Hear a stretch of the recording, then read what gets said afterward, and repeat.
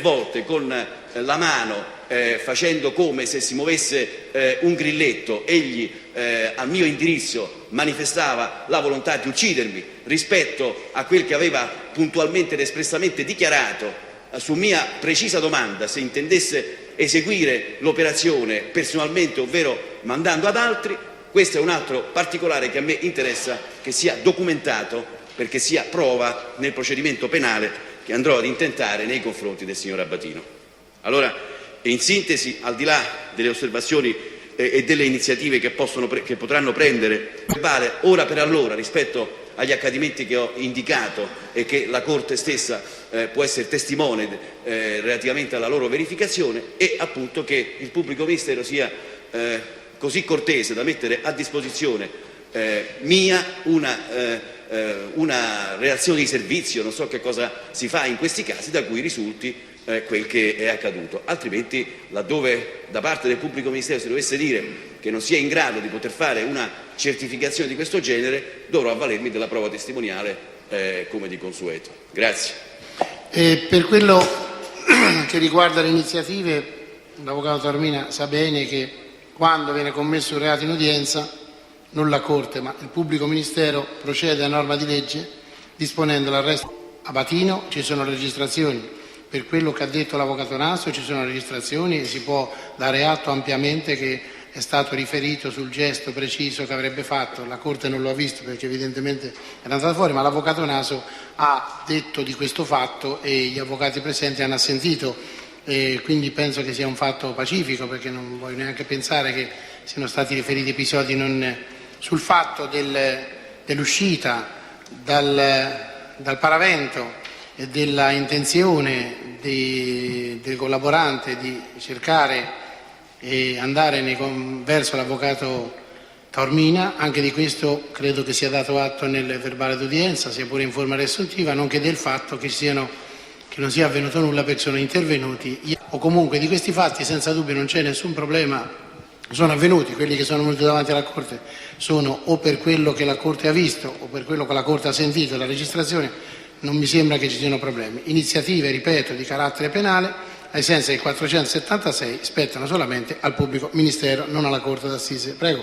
Presidente, vorrei soltanto limitarmi a dire questo, che l'articolo che lei ha letto giustamente, il pubblico ministero procede, non può prescindere dalle altre norme. Ovviamente non lo dico alla Corte, colgo l'occasione per dirlo, non può prescindere dalle altre norme che disciplinano l'arresto in flagranza, che come è noto per alcuni reati, quelli puniti al di sotto di una certa pena, non è possibile flagranza per alcuni reati.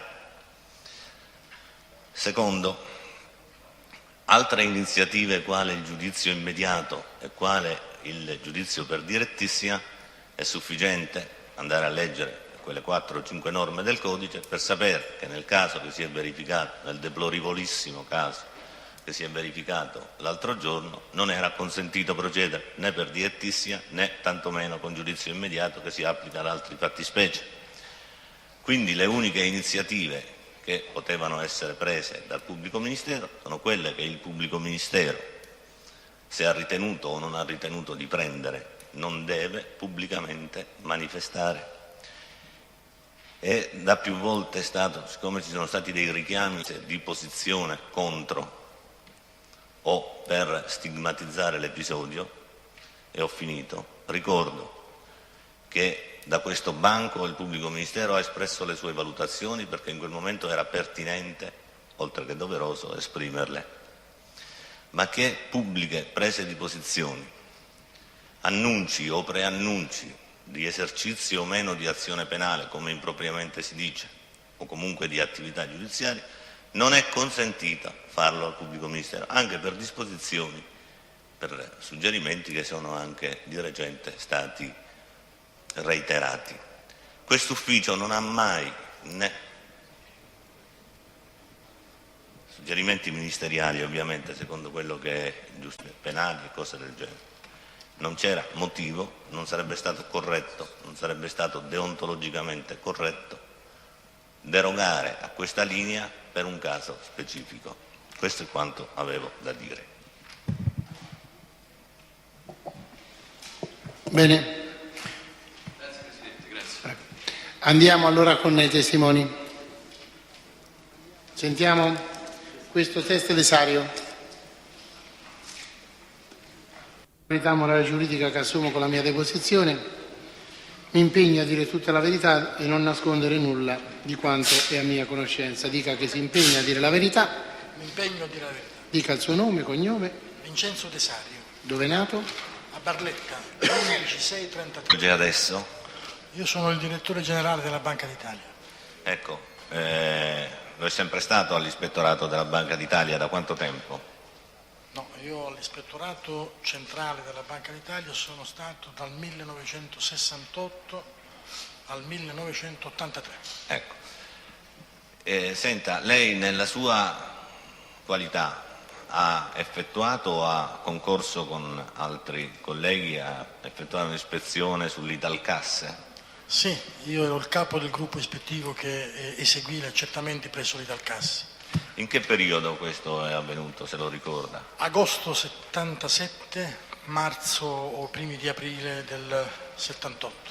Ecco, ci può dire in rapida sintesi lei... Della Banca d'Italia, il Ministro del Tesoro adottò il provvedimento di gestione straordinaria previsto dall'allora articolo 57 della legge vorrei bancaria. circoscrivere la sua risposta, almeno per quello che è l'oggetto di interesse nostro, per evitarle di ripetere tutto l'esito di un'ispezione che immagino sia piuttosto ponderoso, per sapere, accertaste o aveste elementi per ritenere che nell'Italcasse potesse esservi una costituzione di fondi neri cosiddetti o di riserve occulte? Sì, fu uno dei primi problemi accertati. Senta, nella sua attività effettuaste anche una ispezione alla società Flaminia Nuova? No. Innanzitutto il dottor Sarcinelli. Sì. Ecco, che rapporti ha avuto? Ma il dottor Sarcinelli è stato innanzitutto prima il mio direttore centrale per la vigilanza, quindi io dipendevo dal suo dipartimento. Poi è diventato vice direttore generale. In quella fase credo che fosse. Sa nulla di un progetto di risanamento delle società del gruppo Caltagirone o di salvataggio, come si suol dire? Certo, ero ancora in ispezione quando... Ecco, che cosa sa su questo punto? Che cosa ha accertato? Che cosa sa su questo? Ma la posizione riguardava il cosiddetto gruppo Caltagirone, che aveva avuto, credo, 45, ricevette finanziamenti per oltre 200 miliardi. Alla fine del 77, considerato che non era stato nulla rimborsato e il maturare degli interessi, credo che la cifra si aggirasse intorno ai 300 miliardi. 300 miliardi che riguardava un gruppo di società, credo che oscillassero da 25 a 30 società. Ogni società rappresentava una iniziativa immobiliare dei Caltagirone e che la maggior parte non erano neppure finiti. Per cui l'Italcasse tentò di cercare una sistemazione con l'eventuale subentro nell'esposizione Caltagirone di altri finanziatori. La Società Nazionale Partecipazioni Finanziarie, mi pare si chiamasse, che presentarono un progetto, direi complesso, articolato, disorganico a mio avviso, sul quale io espressi con 2 brevissime relazioni fortissime perplessità sulla fattibilità di quel progetto di risanamento. E credo che l'operazione non sia andata in porto poi alla fine. Gli può mettere il microfono un po' meglio, o se lo può abbassare lei leggermente, sì. Così si registra meglio. Prego, sì, dica, scusi. Quindi, credo quindi che dopo l'intervento, nonostante una decisione quasi di approvazione che avvenne, non voglio sbagliare, ma nel gennaio del 98, da parte del Consiglio. Le ricorda qualcosa? Sì, mi ricordo questa società svizzera, credo, società nazionale, Nouvelle, una cosa di questo tipo, insomma. Che era appunto interessata? Era interessata insieme con altre società.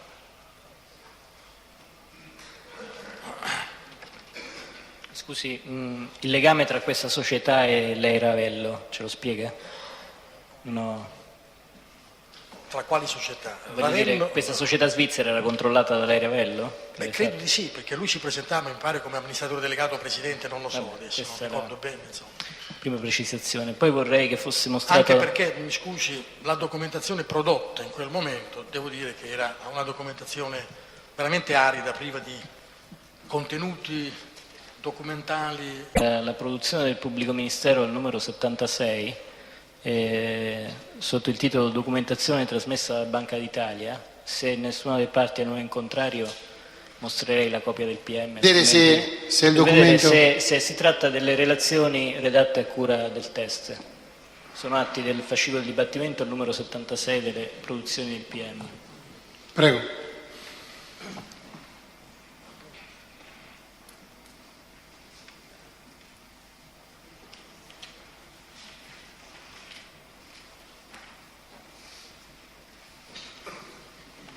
I post-it servono a separare le due relazioni, sì. A separare Questa gli allegati.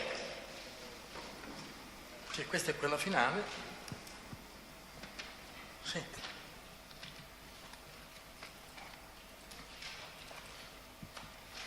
Queste sono le due relazioni per il risanamento o l'operazione di risanamento della situazione di Caltagirone. Bene. Potete riprendere.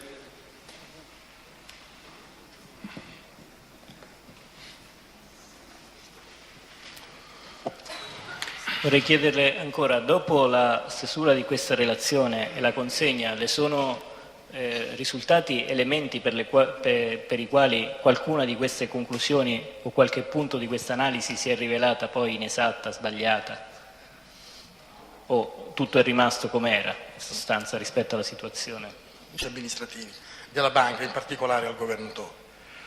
Se ci fossero state condizioni errate o inesatte, ne sarei venuto a conoscenza, cosa che non mi è capitato di riconoscere. Per di più credo che sulla base di quel rapporto si sono verificati diversi procedimenti penali, di fronte ai quali, pur ascoltato sia in dibattimento sia in istruttoria, non ho avuto sentore di analisi inesatte. Quindi non è stato mai contestata? No, assolutamente, almeno. Beh, non lo farò nemmeno oggi. Che io ne abbia conoscenza, no. Se poi silenziosamente qualcuno l'ha fatta, non lo so. Senta, a chi è stata consegnata questa relazione e chi ha riferito comunque sul contenuto di questi accertamenti? Di norma il passaggio è semplice, il dottor Cerciello lo passa al direttore centrale, che all'epoca mi pare fosse il dottor Oteri, se non vado errato, il quale poi con un documento sintetico lo trasferisce al direttorio, in particolare al governatore, ecco, per essere precisi. Il dottor Finardi che quale carica aveva a quel tempo? Il dottor Finardi subentrò perché nel frattempo Arcaini si era dimesso in settembre, credo, settembre 77, il condirettore generale credo si fosse messo in aspettativa, poi non so quando sia andato definitivamente via dall'istituto, e allora credo che il presidente... Le conclusioni della sua relazione rispetto al piano di risanamento di cui ha parlato erano favorevoli o contrarie nella sostanza? Ma c'è da fare una netta separazione tra i contenuti del rapporto che non avevano nulla a che vedere se non esprimere valutazione sulla possibile recuperabilità dei crediti concessi dall'Italcasse al gruppo Caltagirone. Quindi erano neutre rispetto? Quindi erano i due allegati che lei mi ha fatto vedere, sono due relazioni interlocutorie che io feci su quel caso, manifestando ampie perplessità sulla fattibilità di quel disegno di risanamento. Sia perché nell'ambito delle società ne esistevano talune che erano già in situazione fallimentare o prefallimentare, tipo la Flaminia Nova o la Invim, una cosa di questo tipo. C'erano anche altre due, non mi risultava coerente con gli impegni che loro andavano ad assumere. L'altro problema era che poi la decisione su un piano di risanamento di così grosse dimensioni, non dimentichiamo che era quasi 300 miliardi, o 300, 110, adesso non ricordo, veniva assunto dallo stesso Consiglio di amministrazione che aveva fino allora approvato tutte le operazioni. Per di più taluni di essi si erano già dimessi ed erano intervenuti credo solo per l'occasione, mentre altri avevano già preannunciato proprie dimissioni dal Consiglio di amministrazione. Quindi la cosa mi lasciava fortemente perplesso, anche per la non conoscenza affidabile della situazione delle imprese e degli imprenditori che ritenevano di intervenire a sostegno del gruppo Caltagirone. E il piano di risanamento in sostanza comprendeva che, che queste società del gruppo Caltagirone sarebbero state acquisite da quelle società riconducibili a Lei Ravello e a Sofia. È così? Prevedeva esattamente la cessione dell'intero gruppo Caltagirone alle nuove società subentranti, cioè al Corrado Sofia e Lei Ravello e gli altri titolari di altre società, con un movimento di partecipazione abbastanza complesso che comunque negli allegati è abbastanza Ecco, e questo piano come avrebbe influito sulla situazione dell'Italcasse? Ma secondo me non come avrebbe, secondo il progetto, dico. Ma secondo il progetto queste società estere, e quindi in sostituzione dei fratelli Caltagirone c'era questo gruppo di società. Sì, questo l'ho capito, ma volevo dire sempre secondo il progetto. Sì, sì. Come questo avrebbe influito sulla situazione dell'Italcassa? Ma secondo me non avrebbe cambiato. No, non secondo te, scusi, non secondo lei, ma dicevo, sono proprio stanco morto. Secondo lei come avrebbe influito? Non chiedevo questo, chiedevo secondo il progetto, secondo le previsioni del progetto. Salvando, diciamo così, il gruppo Caltagirone, che cosa sarebbe accaduto all'Italcassa? Ma l'Italcassa innanzitutto, se il progetto veniva approvato nelle condizioni così come erano previste, se ricordo bene, innanzitutto il rimborso doveva venire in 10 anni. Credo che ci fossero un paio, sulla base della proposta Finardi, che praticamente riduceva l'importo da 300 miliardi e qualche cosa a 250. Quindi l'Italcassa in quel momento stesso già registrava una perdita di circa 40-50 miliardi. Questo era il punto. Poi c'erano i 2 anni di interesse e poi c'erano i 10 anni di rimborso a un tasso che era molto inferiore rispetto a quelli correnti. Credo che fosse il 12-13%, non ricordo bene.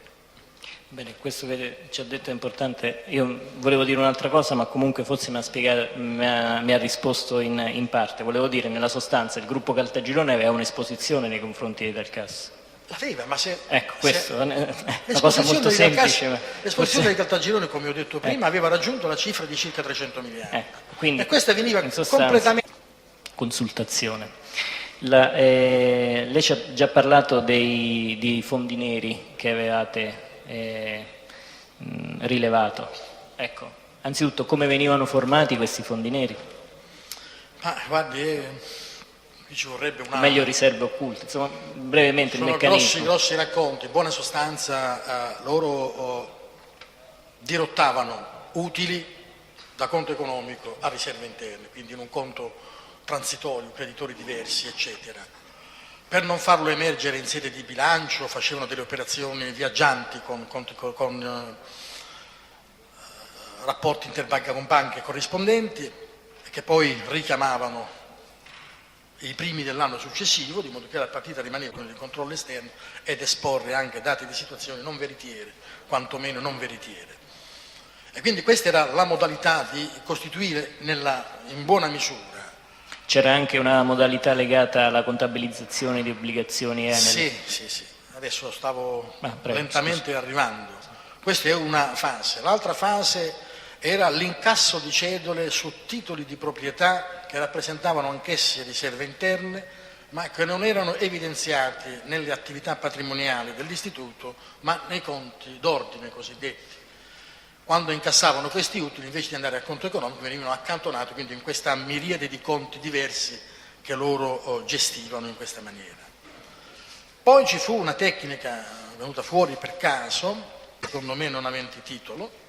La tecnica era molto semplice, nel senso che acquistavano obbligazioni, per esempio a 92 lire, le registravano nella loro contabilità a 92,75, la differenza ogni emissione, perché queste rappresentavano le obbligazioni che l'Enel emetteva a seguito della nazionalizzazione dell'energia elettrica, credo dal 65 al 75 erano di 125 miliardi l'una, La cifra che accantonavano quindi era sui 925, 950, 850 e talvolta prima anche anticipando e talvolta dopo, questa differenza invece che andare a conto economico, perché poi successivamente questi titoli l'Italcasse li vendeva alle sue partecipate al prezzo in cui l'aveva scritto, non a 94 ma del passivo, e nel giro di qualche giorno emettevano degli assegni circolari genericamente a nome di fantasia che venivano distribuiti a terzi.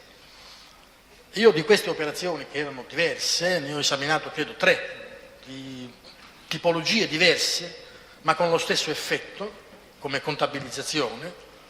Ho ricostruito alcuni assegni, molti assegni riportavano firme illeggibili, quindi non ho potuto identificare.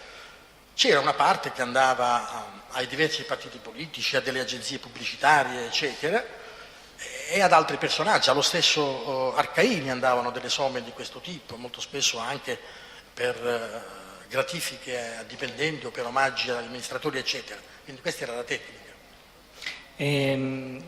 Era questa della destinati ad altro che lei ricordi? Guardi, io chiedo sempre quello che ricorda. Io ricordo così a volo che c'erano anche altre erogazioni, c'era alcuni imprenditori, quello che ricordo bene era la cartiera Maier di Milano, per esempio. Da quei fondi furono prelevati credo 2 o 3 miliardi forniti alla titolare della ditta Maier, quando questa era già esposta ed era già quasi fallita, quindi in sostanza si andavano praticamente a regalare somme dell'Italcasse alla titolare della Maier quando questa non ancora rimborsava il suo debito effettivo ed era in stato prefallimentare o fallimentare.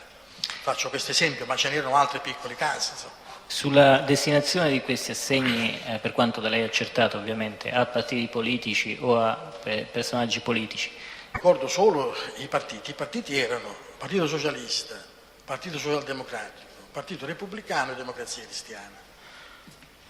Per la Democrazia Cristiana posso solo dire che trovai che le somme andavano a finire sul conto dell'allora segretario amministrativo. Chi era il segretario amministrativo? Credo che fosse Filippo Micheli, una cosa di questo tipo. Ma credo nei documenti che lei ha sta tutto scritto. Sì, no, ma sono indicazioni. Un'ultima cosa, lei,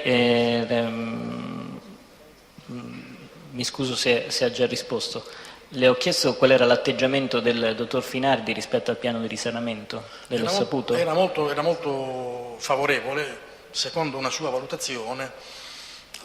Posto al suo? Certamente. Lei ha rappresentato a esponenti politici questo piano di risanamento? Io? Sì. Io no. Insieme al dottor Sarcinelli?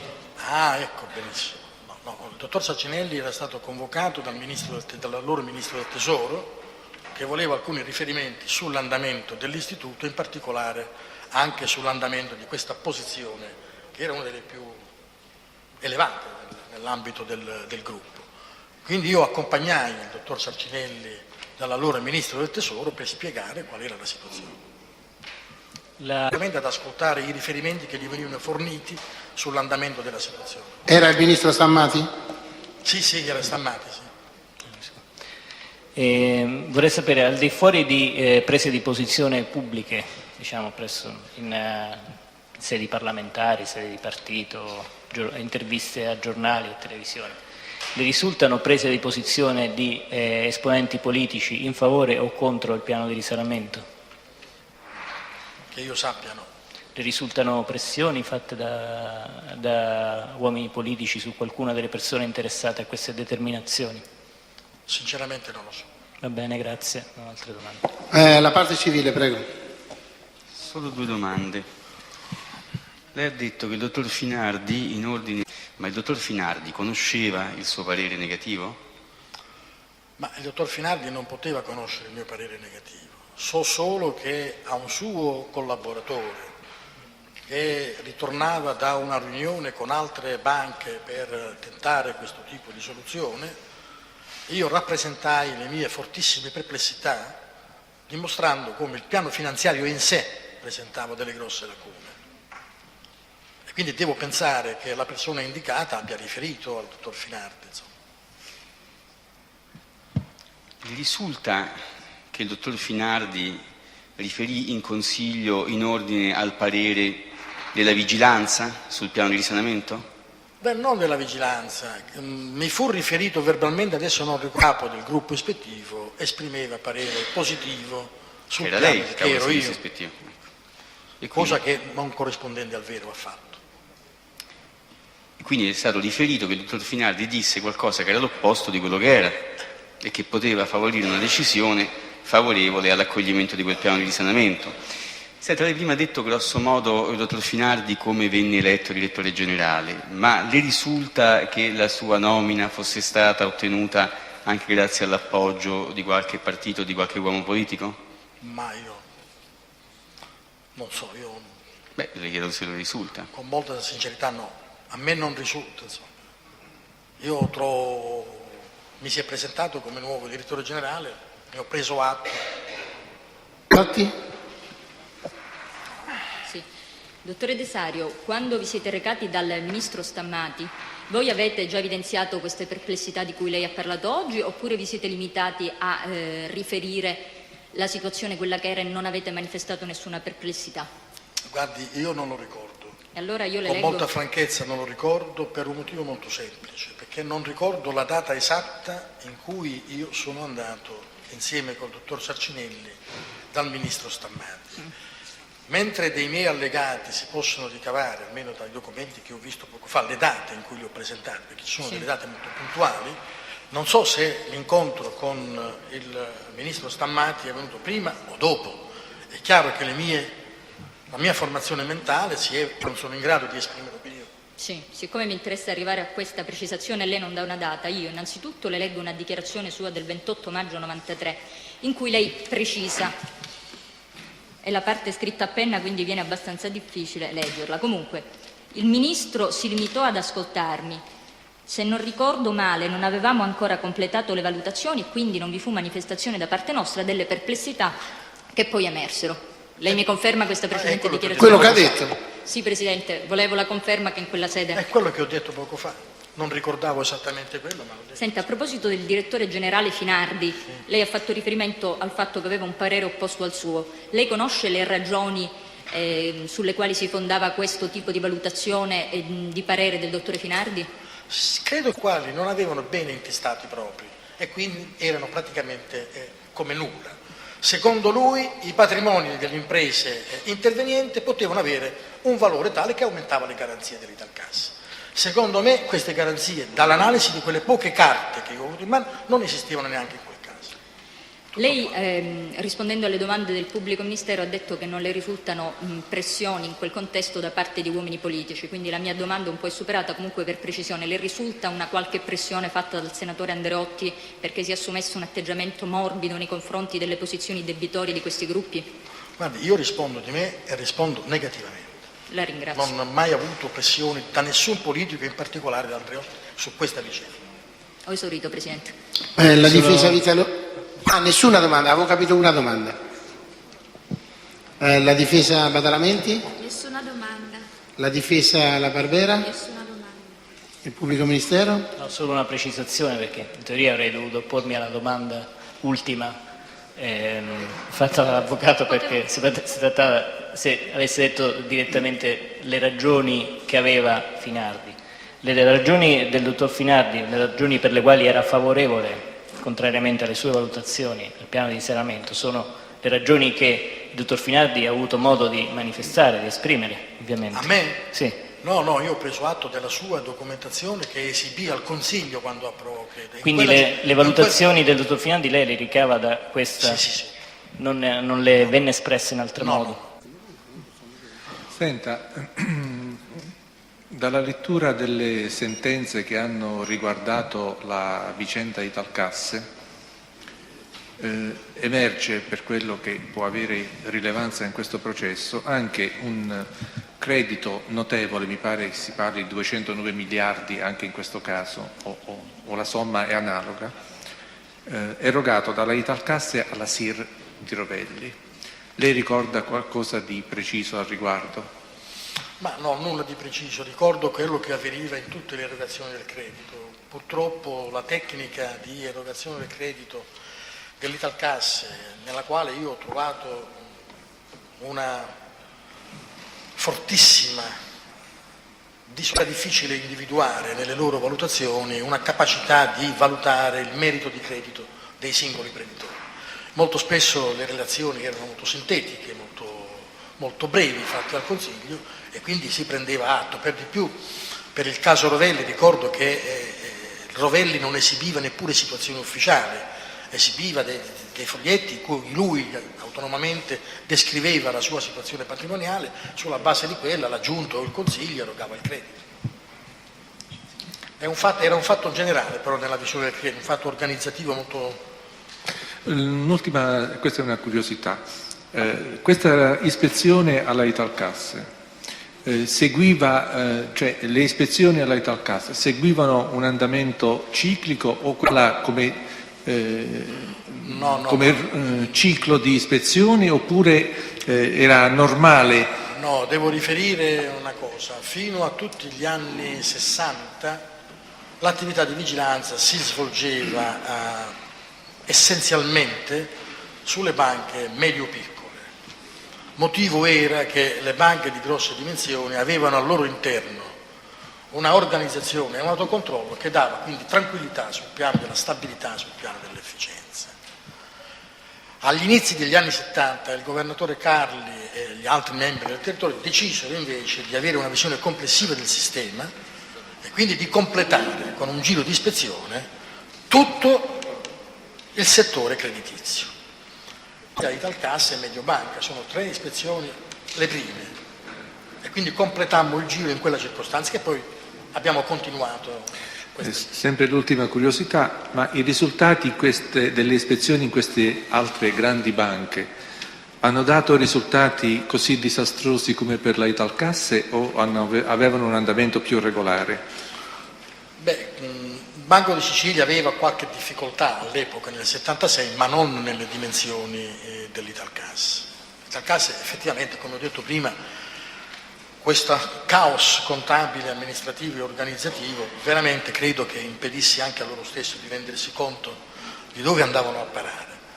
Mediobanca era tutt'altra cosa, perché Mediobanca era una banca d'affari che operava in un particolare settore. Su queste richieste da parte della Corte deve intervenire qualcuna delle parti, il pubblico ministero, la parte civile, le difese? Prego, avvocato. Anche una curiosità. Lei ricorda se fu l'autodenuncia di Caltagirone alla Procura di Roma a determinare la vostra ispezione all'Italcasse? No, assolutamente no. Lo posso dire in tutta tranquillità perché io ricordo che la pianificazione dell'ispezione era stata fatta l'anno precedente e quando io ero verso la fine dell'ispezione Banco di Sicilia, i vertici, il mio capo mi disse che non potevo prendere le ferie, che bisognava continuare il giro come ho illustrato.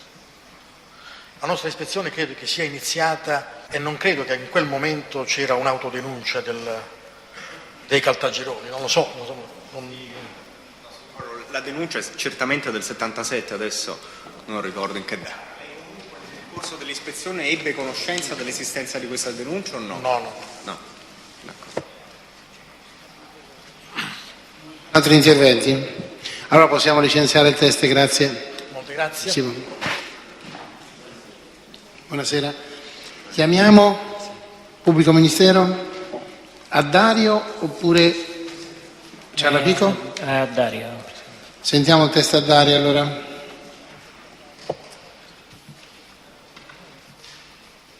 Pure, consapevole della responsabilità morale e giuridica che assumo con la mia deposizione al microfono. Impegno a dire la verità. Dica il suo nome, cognome. Tommaso Addario. Dove è nato? A Corato, Bari. Il? 27 aprile 32. Le domande del pubblico ministero. Dottor Addario, che attività svolge adesso? Un dirigente bancario in pensione, attività privata mia. E nel 75-76 che cosa? Ero con vice direttore generale, poi con direttore generale dell'Italcasse. Senta, lei ha conosciuto Carmine Pecorelli? Ho conosciuto Carmine Pecorelli. Ci può dire in quali circostanze? Carmine Pecorelli, se non ricordo male, sono passati tanti anni, era venuto a farmi visita una o due volte quando ero all'istituto, dopo che era... Il contenuto, diciamo, di questi incontri che lei ha avuto con Pecorelli. Cominciamo dal primo. No, il primo fu certamente un fatto casuale, perché il direttore generale non c'era, qualcuno gli disse, dato che lui voleva urgenza, voleva parlare, non so, come venne da me e mi disse non c'è il direttore, ci salutammo e andò via.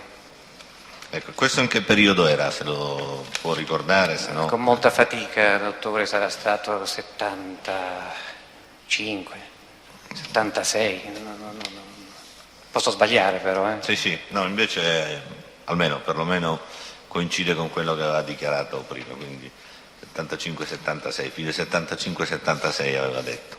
Bene, era passato a salutare Arcaini. E poi dopo lui qualche volta è venuto quando stavo ancora all'istituto, perché si aveva l'abitudine che alcuni passavano a salutare, ma non mi ricordo in questo momento, e credo che non ci siano mai stati degli argomenti che possano aver attirato la mia attenzione. Lei ha prestato qualche attività presso, o comunque si è trovato presso l'immobiliare Tirrena? Sì, certo, ne sono il presidente adesso. Quindi... Ecco. È venuto a trovarlo lì Pecorelli? Sì, Pecorelli è venuto a trovarmi. Si ricorda di che cosa parlaste o qual era l'interesse di Pecorelli? No, Pecorelli è venuto a trovarmi, il numero di volte non me lo ricordo, certamente più di una volta, e mi ha telefonato certamente più di una volta, perché io ero da 6 mesi, adesso 12 mesi, non mi ricordo più bene il periodo, insomma, da parecchi numeri di mesi. E è venuto una prima volta per chiedermi informazioni sull'istituto che io non gli ho dato, anche perché non avrei saputo cosa dare, che ormai erano mesi che non ero più all'istituto. Una volta o mi ha telefonato o è venuto, non mi ricordo più, mi ha detto che aveva letto o che era in possesso, adesso non saprei dirle, del rilievo ispettivo della Banca d'Italia, dove era menzionato il mio nome. Dove era? Menzionato il mio nome, cioè si parlava di me, dice. Io ne ho preso atto e lì è finito, dato che a me non mi riguardava quello che aveva scritto la Banca d'Italia, non mi impressionava. Ma si cercava di sapere da me qualche cosa, con molto garbo, devo dire la verità, senza insistenza. Qualcosa in particolare dell'Italcasse? No, forse voleva sapere se c'erano dei fondi neri, se non c'erano fondi neri, ma questo è un ricordo che forse ricostruisco adesso leggendo i giornali più che quello che metto sul momento. Erano visite in fondo che mi lasciavano abbastanza così, una persona cortese che veniva a salutare, non più di tanto posso dire. Cioè non c'è un argomento specifico che abbia attirato la mia attenzione e quindi che possa oggi ricordare in modo completo. O argomento interessante. Per veramente. sollecitare la sua memoria, in effetti lei ha reso delle dichiarazioni il 27 marzo. Su questo punto ha dichiarato, cercherò di leggere perché la grafia un verbale scritta. Dopo che verso la fine dell'ottobre 78, dopo circa un anno che io non lo vedevo, credo, mi telefonò al mio ufficio privato, sto parlando di Pecorelli, Viale Giulio Cesare 14, presso la società immobiliare Tirrena, e poi mi venne a trovare. Confermo questo? Sì, no, aspetti, non riesco. Ignoro chi gli abbia fornito il mio numero di telefono, non chiesi spiegazioni di ciò al Pecorelli. Durante la conversazione, che fu assai generica, il Pecorelli e domande del genere. In pratica non risposi a nessuna delle domande, o perché non sapevo nulla o perché ritenevo di dover dare chiarimenti solo al magistrato. Sì. Quindi adesso ricorda... Ricordo perché lui si riferiva ai fondi neri che erano stati, ritengo, che erano stati costruiti che dovevano esserci presso l'istituto, che essendo neri certamente non erano a mia conoscenza, però si riferiva, ritengo, al processo dei petroli, perché c'era in piedi un processo dei petroli, se non ricordo male, a Genova, partito da Genova, che poi è venuto a Roma. Che forse avrà chiesto qualcosa di questo. Ma io non gli ho detto niente, anche perché non... del suo nome. Ecco, lei come reagì quando Ne ho preso atto. ne ha preso atto? Ma non gli chiese come mai fosse venuto a conoscenza di questa relazione? No, questo me lo ricordo esattamente perché non volevo entrare in una dialettica di informazioni. Ne ho preso atto, mi sono meravigliato a dire la verità, perché per ovvi motivi. Si è meravigliato del fatto Che avesse questa relazione, perché io non ce l'avevo, quindi.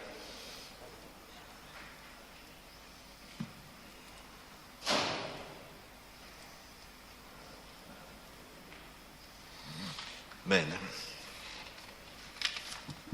Senta, altri incontri con... Vi ho detto, sarà venuto a Viale Giulio Cesare 2 o 3 volte, un paio di volte, adesso non mi ricordo il numero.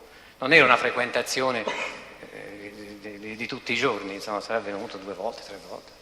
Ecco, sempre per sollecitare la sua memoria, ricorda quando l'ha visto l'ultima volta? Ma questo lo ricordo, a dire la...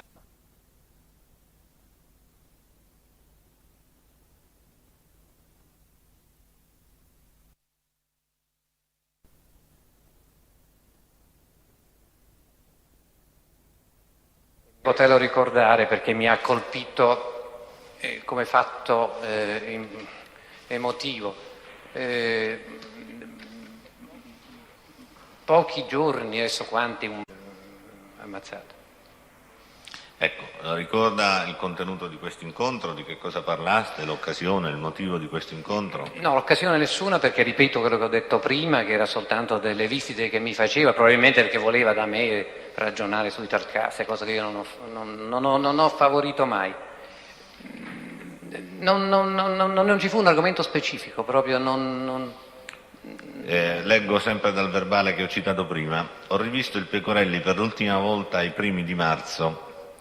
Fu una visita strana, scritto tra virgolette, nel senso che non se ne andava più. Mi parlò del suo mal di testa cronico, di una sua degenza a Firenze e di discorsi in linea generale sulla vita, qualcosa alla sua macchina, ma non ricordo che tipo di danni e chi.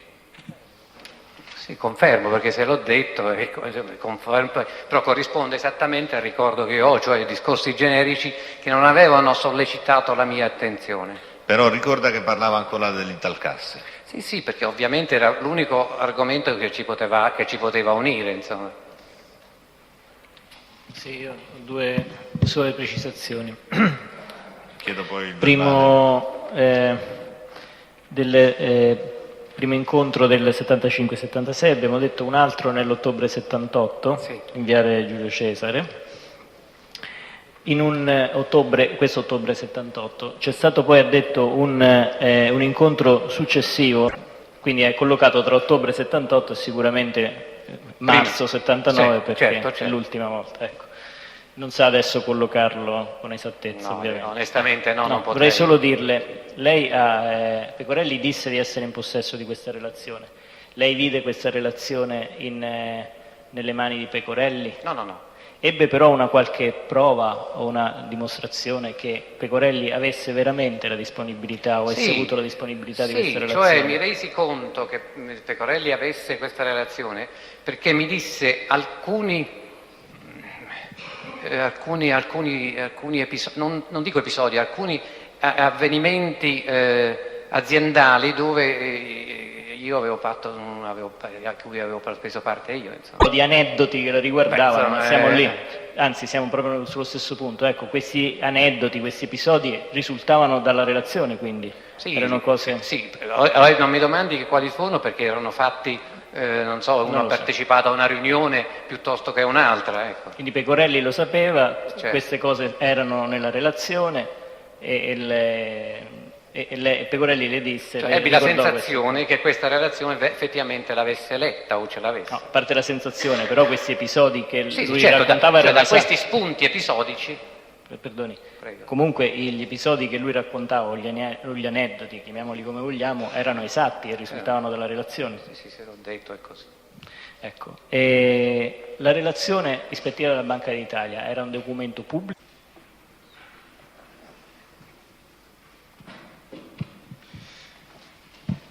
Lei ha mai visto pubblicati sui numeri di OP? Lei si ricorda cos'era OP? Sì.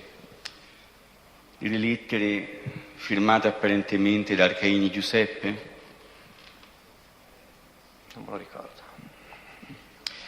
Allora, senti, io le leggo contestazione, ma ricordo dalla memoria quello che lei ha detto sempre nel verbale già richiamato dal pubblico ministero, che è l'unico, ha ragione lei, rilasciato il 27 marzo del 79 al giudice Sica. Prendo visione delle fotocopie di due documenti pubblicati a pagina 21 del numero 6 febbraio 79 di OP. Per la verità entrambe le firme apposte ai documenti, io quello che le chiedo è se ricorda anche la grafia con cui erano scritte queste lettere pubblicate da OP. Non mi ricordo questo avvenimento, Queste parlavano del rapimento, furono delle lettere molto particolari. Comunque leggo sempre a contestazioni, perché vengono prodotte agli atti, che lei, riguardo, dopo aver detto quello che ho letto poc'anzi, riguardo alle firme che sembrano essere autentiche, ma sì, perché lei conosceva la firma di Arcaini Giuseppe? Certo. Appunto, perché all'epoca era il mio direttore generale, non all'epoca, insomma, io ero già fuori, insomma, in quegli esatto, anni. era stato a lungo il suo direttore generale. Rilevo che il testo delle lettere non è certamente di pugno dell'Arcaini, di cui conosco bene la grafia. Io non ho altro da chiedere. Se ho detto questo lo confermo, insomma, perché... La difesa Andreotti? Sì. Dottore Addario, Pecorelli le disse di aver ricevuto lettere anonime che riguardavano il figlio di Arcaini? Non me lo ricordo. Se mi vuole aiutare. Sì, io procedo alla lettura. In una delle telefonate, il verbale è l'unico che c'è agli atti ed è Quello che già ha prodotto al PM. In una delle telefonate il Pecorelli mi disse di aver ricevuto una lettera anonima che riguardava il cosiddetto sequestro del figlio dell'onorevole Arcaini. Adesso lo ricorda? Sì, penso se l'ho detto è così, sì, qualcosa ricordo. Insomma. Ricorda se, dopo aver introdotto la telefonata dandole questa comunicazione, le disse che attendeva ulteriori notizie e chiarimenti su questo episodio? Lei ricorda se, sempre Pecorelli, le disse che queste lettere erano indirizzate a tale Paul Frey? Ma io non ricordo cosa mi disse Pecorelli, però esisteva, cioè mi ricordo che c'era questo signore che si chiamava Paul Frey. Ma lei ricorda proprio che Pecorelli disse il nome Frey? O Paul o Frey, Paul Frey, adesso... Non mi ricordo Sì, lo so, perché sono fatti vecchi, però ci interessa. Comunque sì, lei ha dichiarato avvocato. che non ricordava Paul o Frey, quindi non... Quindi quello che ho detto lì lo confermo, lo ovviamente. so, però devo procedere necessariamente con Certo. questo metodo. Lei ricorda se Pecorelli, dopo averle esposto questa notizia, quindi che aveva pubblicato questa lettera e che aveva notizie di altri elementi che doveva, commentò il fatto dicendo che si trattava di cose terribili e gravi. Ora, a questo punto lei ricorda se Arcaini, a proposito di questo sequestro, rapimento del figlio, le chiese di assumere un ruolo? Sì. E lei che ruolo assunse? Questo sì. Grazie. L'onorevole Arcaini, cosa strana, perché io mi sono sempre interessato alla parte funzionale dell'azienda e non di fatti suoi privati, però mi chiese se mi espose un giorno che c'aveva un problema, cioè che il figlio aveva avuto una specie di rapimento a Milano e che gli avevano fatto firmare delle carte, qualcosa di simile, con delle dichiarazioni compromettenti per lui, per il figlio, ma specialmente per lui. E mi chiese la cortesia delle telefonate di un tale che mi avrebbe telefonato. Io detti il mio numero diretto d'ufficio e questo signore mi ha telefonato, un certo Paul Frey, mi ha telefonato 2 o 3 volte, non credo di più, adesso non mi ricordo bene, dicendo che aveva delle dichiarazioni importanti che riguardavano il cosiddetto processo dei petroli e che quindi avrebbe potuto così rovinare o procurare dei guai all'onorevole Arcaini. E perché? E per mettere a tacere e poter distruggere questi documenti, adesso non mi ricordo cosa mi ha detto, voleva una certa cifra, che era partita 4, 5, 3 miliardi, a un certo punto l'Arcaini mi disse ne offra 500 di cifra irrisoria e io non l'ho più sentito. Ho preso i nastri e li ho consegnati all'onorevole Arcaini, che credo che credo li abbia dato ai Carabinieri di Milano. Arcaini le espresse preoccupazioni circa la possibilità che Pecorelli continuasse la pubblicazione di queste lettere? Era preoccupato? Non mi ha mai parlato di Pecorelli. Non le ha mai parlato Non Arcaini so di se, Pecorelli? Ma almeno non mi ricordo oggi. No, ma Arcaini, a prescindere da Pecorelli, lui stesso si mostrava preoccupato? Non si sarebbe rivolto a me perché si sentiva abbastanza malato e agitato. Ricorda se Arcaini la pregò di accelerare le trattative dicendole che non ce la faceva più? Ecco, me lo legge perché sì. Ricordo che una volta mi telefonò Arcaini e mi pregò di accelerare le trattative e di pagare perché non ce la faceva più. E chi è Arcaini? Rino Arcaini. Ah, ecco. Mi telefonò, quindi il figlio. Rino. Ecco. È il figlio. Quindi il figlio. Sì, un attimo. Ricorda se era molto preoccupato anche Giuseppe Arcaini? Certo, le ho già detto, Arcaini era abbastanza preoccupato, tant'è vero che mi pregò di prendere queste telefonate. Però dopo non mi ha detto più, cioè nel momento in cui mi ha dato questo incarico, lo vidi abbastanza preoccupato. Senta, dopo... lei conosce il contenuto di queste lettere? No. Né allora né oggi nessuno mi ha mai detto il contenuto. Le ho già detto che mi aveva detto questo Frey per telefono che riguardava che mi ricattano, mi disse. Mi ricattano. Senta, in occasione dei colloqui da lei avuti con Pecorelli, il giornalista le ha mai manifestato l'intenzione di attaccare con articoli di stampa il senatore Andreotti? Mai parlato di Andreotti. A me non mi ricordo, ma non me lo ricorderei. Andreotti credo che si ricordi. Il pubblico ministero le ha fatto rilevare che lei ha incontrato il Pecorelli pochi giorni prima della sua scomparsa, quindi nemmeno in quell'occasione si parlò di Andreotti. Senta, il senatore Andreotti ha fatto pressioni su di lei affinché l'Italcasse favorisse Caltagirone oppure il gruppo SIR di Rovello? Non ho mai parlato con Andreotti di vicende dell'Italcasse. Io esorito. Difesa per l'ultima volta, confermando il verbale del 27 marzo, il verbale del 27 marzo, di aver visto Pecorelli l'ultima volta agli inizi di marzo.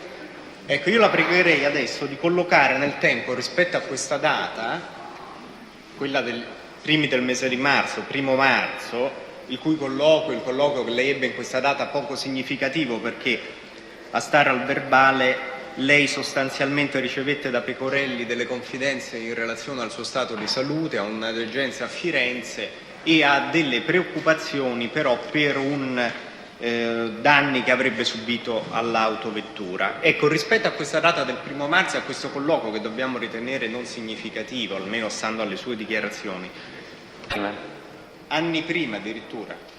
Mi scusi, ma io stavo ancora all'istituto. Mi consenta, io mi sono messo in aspettativa nel 77.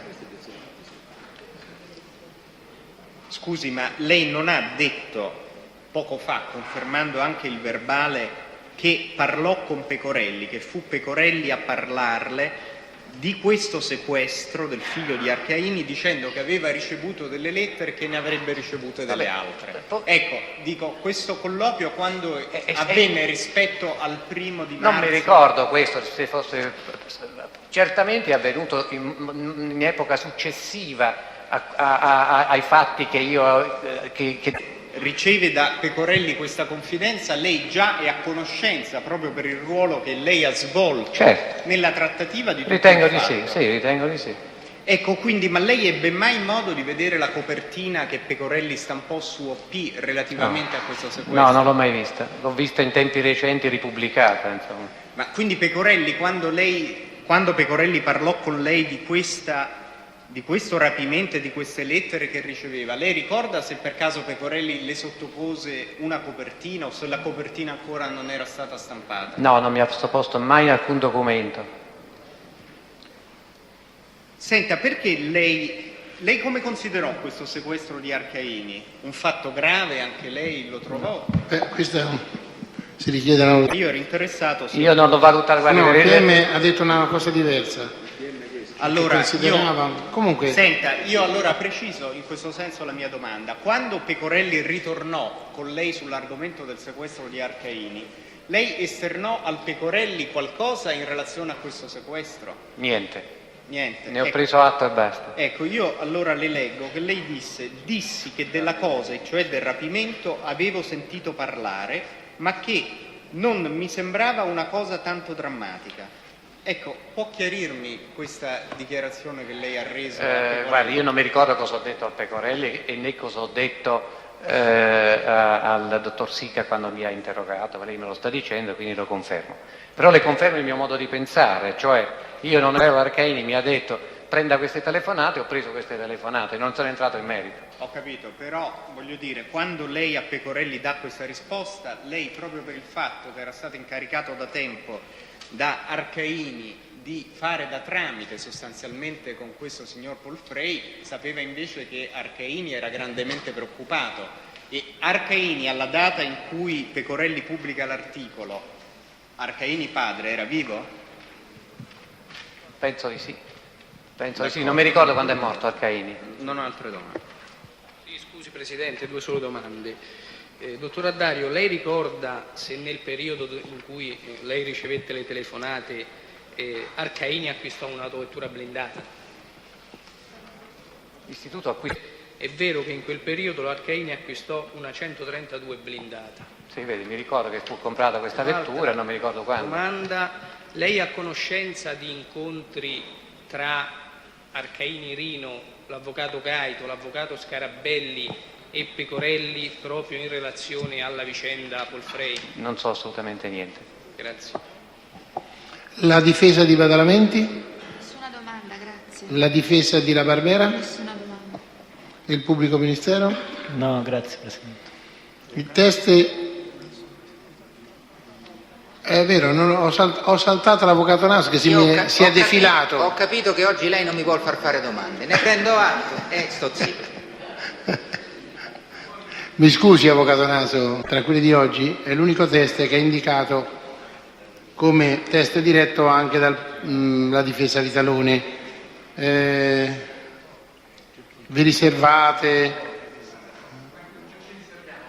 Va bene, come al solito, d'accordo. Quindi abbiamo finito l'interrogatorio diretto del PM. Può andare, grazie. Grazie. Allora sentiamo Ciarrapico.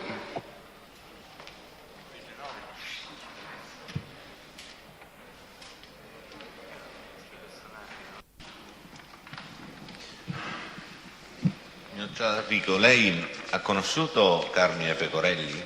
Sì.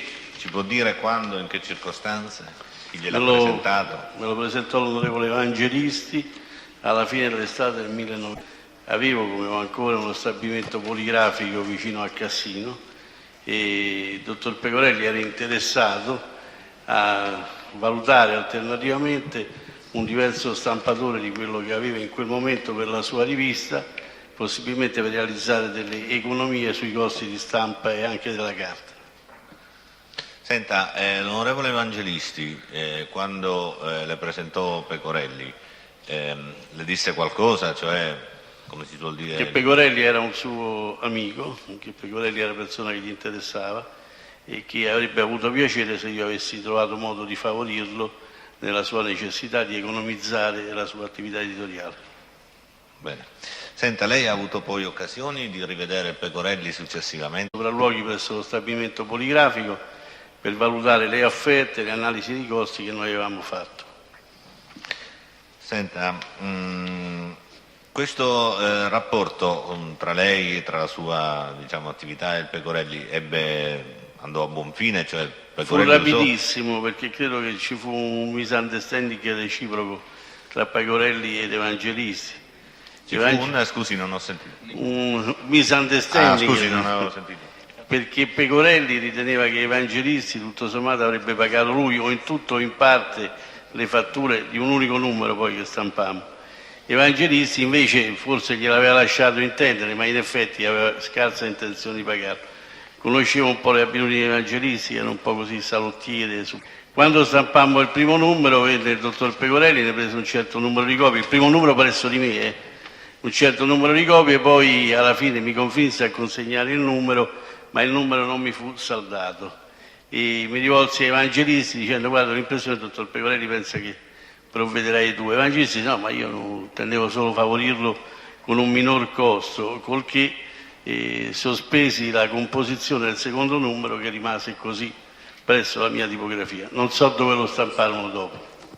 Senta, lei ha conosciuto i fratelli Francesco e Gaetano Caltagirone? Sì, sono miei amici. Sono dei suoi amici.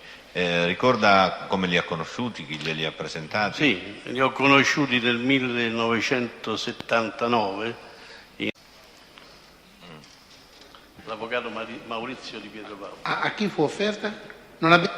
Come, scusi? A Bollier, l'avvocato Di Pietro-Paolo, che era lì in villeggiatura, offrì una cena. Sì, ho capito.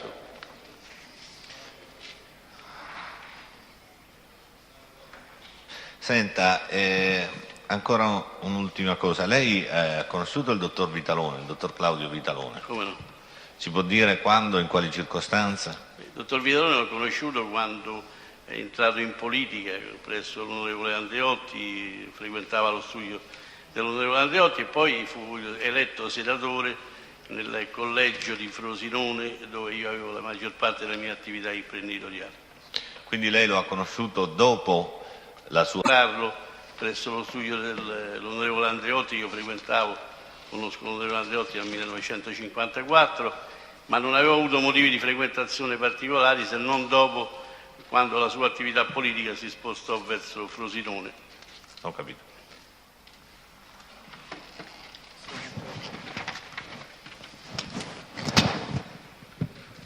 E ancora poche altre domande.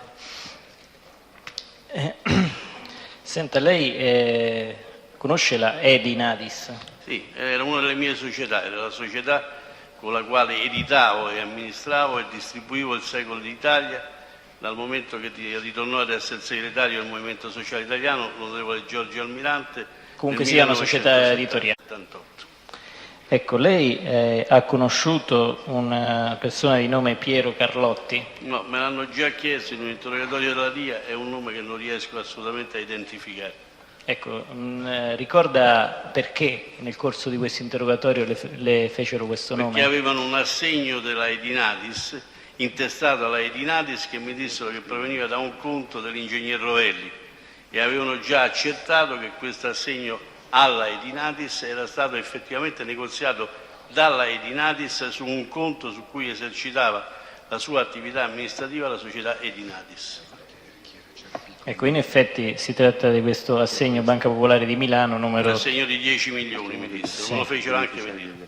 Numero 3003985, non conoscenza di Carlotti, di questo Carlotti. Comunque sia di questo assegno, prima o dopo di questo interrogatorio, ha un'idea di... L'ho chiarito e non posso senz'altro ripeterlo a lei. E io una volta al mese chiudevo i conti della gestione del quotidiano del Movimento Sociale Italiano e erano naturalmente conti con saldi passivi tra le vendite, gli abbonamenti e i costi di carta, stampa, personale e giornalisti. La differenza mi veniva liquidata dall'onorevole Almirante o da chi per lui si occupava dell'amministrazione e mi giravano assegni che il partito riceveva, non so a quale finalizzazione, ma certamente erano assegni sostenitori del partito, oppure mi giravano contributi delle sezioni. Senta,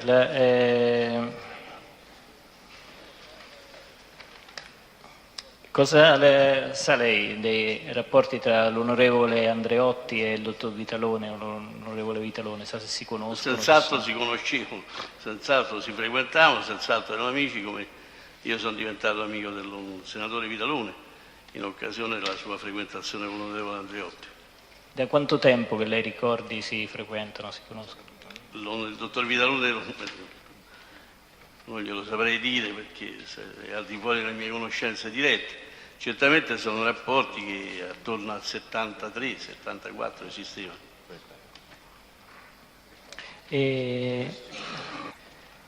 Senta,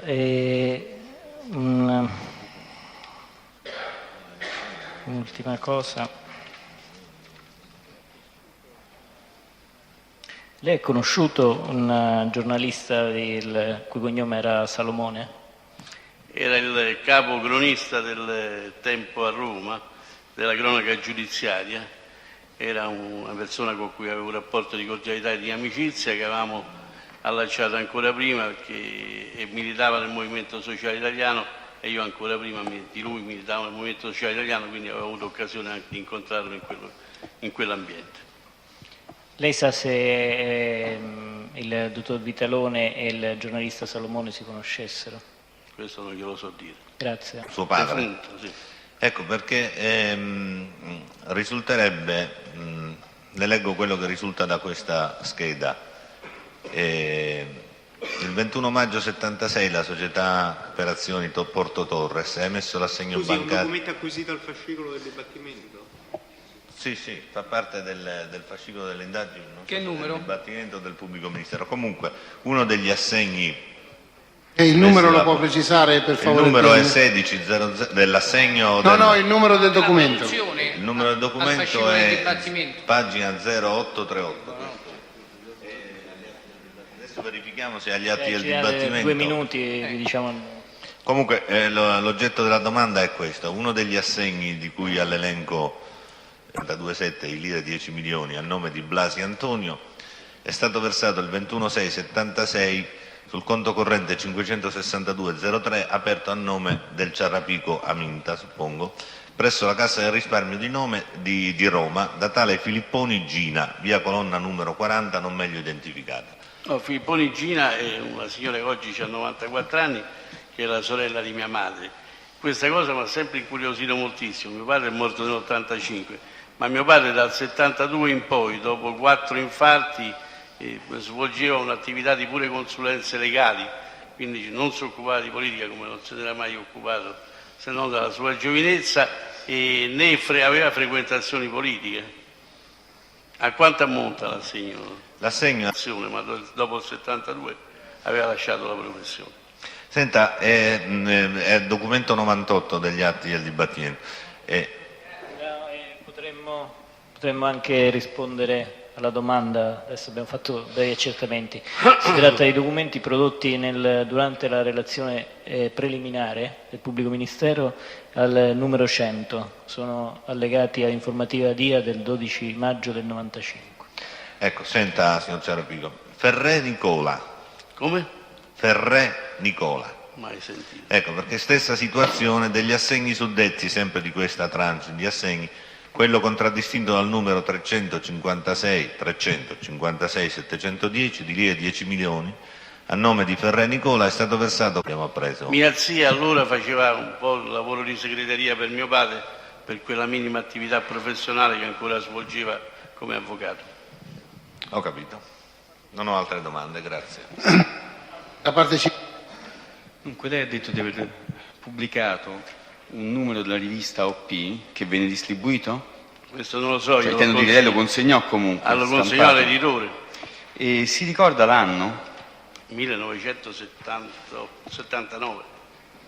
Guardi, le dico che lei nel verbale dico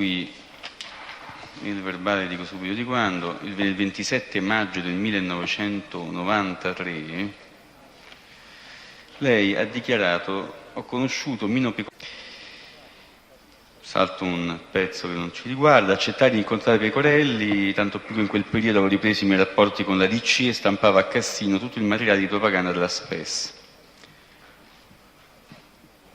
E dice, stampai un numero del suo periodico che però non ricordo se non ritirò del tutto, si limitò a ritirarne solo alcune copie perché non riuscimmo a trovare un accordo sul prezzo. Con quanto le ho letto, può situare nel 1978 la stampa di questo numero? Senta, la data certa è nel deposito di questo numero presso l'autorità di pubblica sicurezza, secondo le norme di Cassino, dove era la stamperia. Adesso, se fosse alla fine del 78, la stamperia che ai primi del 79, posso pure averlo equivocato.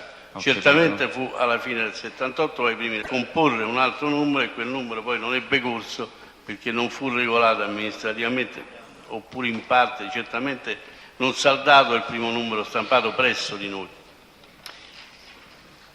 Si lamentò l'onorevole Evangelisti della conclusione di questo rapporto? Sì, molto. Mi disse che avrebbe preferito che avessi trattato meglio il dottor Pecorelli e disse che avrebbe gradito che avessi restaurato buoni rapporti col dottor Pecorelli, ma i miei raccordi col dottor Pecorelli sono stati sempre ottimi, soltanto che c'era un problema di pagamento di fatture e probabilmente il dottor Pecorelli pensava che in tutto o in parte gli sarebbero state favorite dall'onorevole Evangelisti. Va bene, senta, un'altra cosa, lei è mai stato amministratore di una società aerea? Attività executive, gli aerei vengono affittati a clienti, grosse società industriali, grosse società commerciali, società di Stato, banche nazionali. Cioè, mi faccia capire, sono aerei che vengono affittati per voli privati? Sì, volo privato, volano i vertici della Stet, della Telecom, della RAI. Sono stati mai usati questi della aerei? Banca d'Italia. Sono stati mai usati questi aerei dall'onorevole Andreotti? L'onorevole Andreotti, quale presidente della Fondazione Fiuggi, scelse di rinunciare ai gettoni che gli competevano secondo lo statuto della Fondazione a fronte della possibilità di utilizzare 100 ore gratuitamente dei nostri aerei. Sia l'ente Fiuggi che le società aeree facevano capo a un'unica società holding che le possedeva e quindi poteva effettuare questi scambi finanziari che era con questi aerei? Il regolamento RAI nazionale. Nell'ambito del capitolato per Ciarrapico Giuseppe non è previsto questo tema che afferisce tutt'altro processo, che è il processo chiaramente di Palermo. Qui il capitolato è limitato, negoziazione degli assegni circolari provenienti dall'SPA, SIR, Romianca, eccetera, titolarità EDI, eccetera, rapporti tra Andreotti, Evangelisti, Pecorelli, Francesco e Gaetano Caltagirone. Questo tema è un tema che afferisce altro processo che viene trattato a Palermo. Le domande che sta facendo la parte civile riguardano i rapporti con l'onorevole Andreotti, quindi la domanda prodromica è stata quella se c'erano aerei, se l'onorevole Andreotti usava gli aerei di questa compagnia, quindi siamo nel tema. Si può continuare. Il regolamento del RAI nazionale prevede che vengano registrati soltanto, il comandante deve soltanto dare un bollettino sull'itinerario, sui tempi orari all'amministrazione, l'amministrazione fattura chiaramente, è già stato oggetto di ripetutissime indagini della DIA che si è trattenuta per molti giorni presso i nostri uffici, ha spulciato uno per uno i piani di volo, ha controllato le partenze, gli arrivi, gli orari. C'è stata una divagazione smentita di un nostro pilota che quando gli hanno chiesto ma allora a Trapani si andava senza dichiarare il nome del passeggero, ha detto Trapani era aeroporto militare, dice allora lei ha portato l'onorevole Andreotti a Trapani, quello diceva no, non è vero, io non me lo ricordo, poi venne da me e mi disse guardi io alla fine ho dovuto dire che La difesa calò? Nessuna domanda. La difesa Sì. Allora proseguiamo su questo tema visto che è stato introdotto. Abbiamo detto che non venivano registrati i voli se erano voli nazionali, però io le chiedo... non per chiunque, Sì, così, sì, ci mancherebbe altro, non intendevo dire se c'era un trattamento preferenziale. Volevo sapere questo, però i piani di volo risultano sempre. Tutti l'hanno controllati, verificati, orari, partenze e arrivi. Poi risulta anche il nome dell'equipaggio? Certamente. Quindi l'unica cosa che non risulta è materialmente la presenza il nome del passeggero che era presente, però Certamente. piani di volo risultano ed equipaggio Orari di risponde. arrivo e orari di partenza. D'accordo. Ora riprendiamo un tema già affrontato dal pubblico ministero. Abbiamo detto lei conosce Evangelisti le dice di incontrare Pecorelli, poi si rompe questo... No, non dicevo.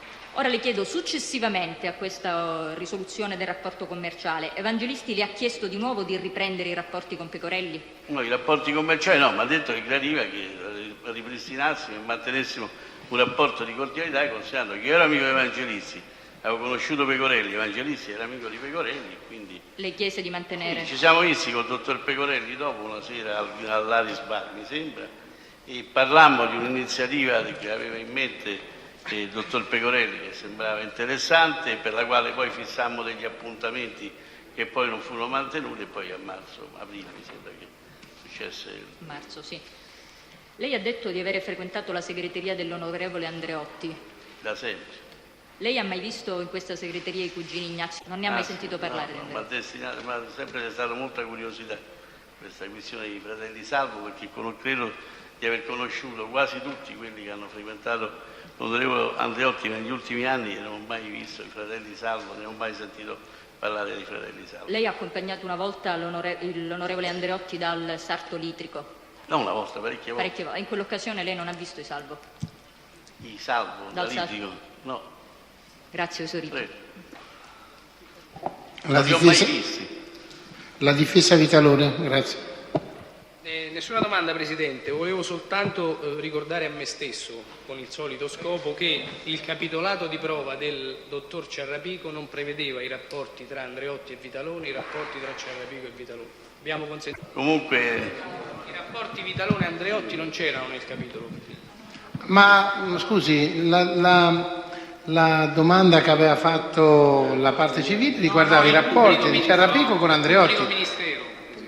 Ah, no, ma scusate, l'opposizione c'era stata per la domanda da parte della difesa Andreotti? Non era un'opposizione. D'accordo. Minati, non la saltiamo questa volta. Come lei può notare viene tenuto conto dell'avvocato Naso. Che non fa domande. Difesa Badalamenti. Nessuna domanda, altrettanto per la difesa La Barbera. Il pubblico ministero?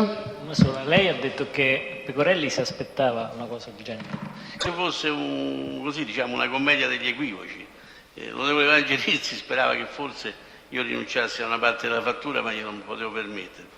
Il dottor Pecorelli pensava che forse o in tutto o in parte l'onorevole Evangelisti, ma era un po' del tipo di modo di vivere, di far politica dell'onorevole Evangelisti, questo saltellare da un punto all'altro facendo promesse che in parte manteneva e in parte non manteneva. Comunque Pecorelli le fece capire che si aspettava un qualche aiuto da Evangelisti. Senz'altro.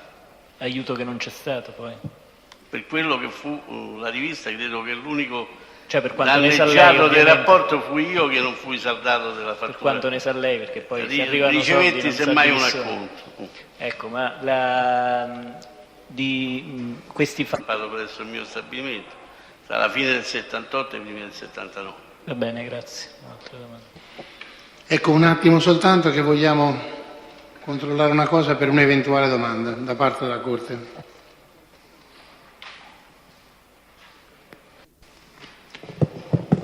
Signor Ciarrapico, scusi, può ripetere e puntualizzare? Cioè io ricapitolo, lei mi conferma le date e gli episodi, poi eventualmente le farò delle domande. Quindi lei ha detto che ha avuto, non ricordo esattamente quando, un rapporto di affari con Pecorelli per la stampa di un numero e il secondo numero poi non è andato in porto. Mi consenta, io ho precisato quando, non ricordo i giorni, prorrasse per alcuni mesi immediatamente dopo l'incontro che ebbi per questo motivo quando Evangelisti mi presentò il dottor Pecorelli.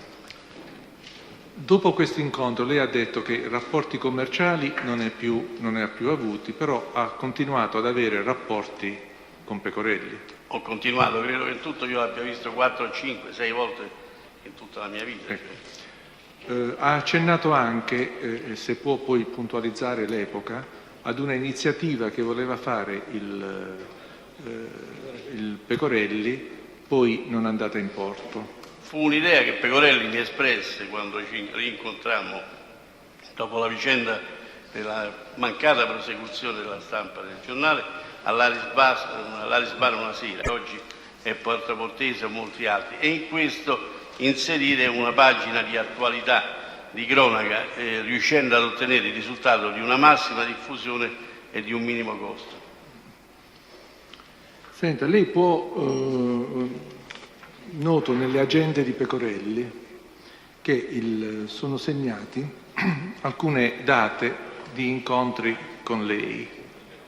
Una è il 13 marzo, un altro è il 14 marzo del 1979. Ricorda questi episodi? Ho detto prima, signor consigliere, che ebbi 3 o 4 appuntamenti fissati al Pecorelli, ma che tutti e tre, uno mi regai pure a Via Tacero, lo aspettai inutilmente. L'agenda del 13 marzo, che c'è un incontro Vitalone / Ciarrapico e poi Ciarrapico Evangelisti.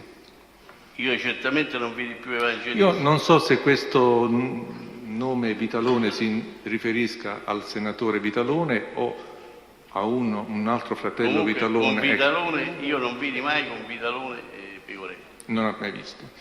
Ma vedo ancora che c'è un altro incontro il giorno 14 marzo, ancora c'è il suo nome.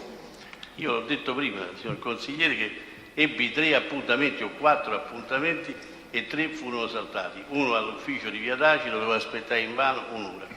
Comunque sempre da solo. Da solo sempre.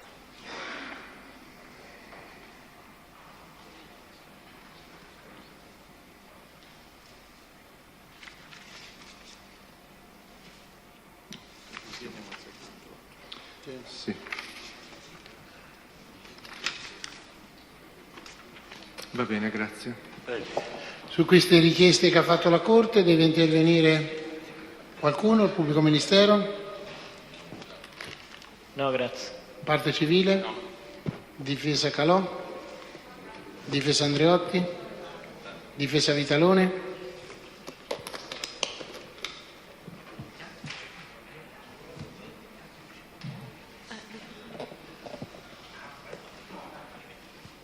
E la domanda è Badalamenti? Possiamo licenziare il test, grazie. Buonasera. Allora, l'udienza è aggiornata domattina alle ore 9. Sì, Presidente, ma domani si sentono quei testi che sono indicati per l'udienza di domani. E basta. Certamente.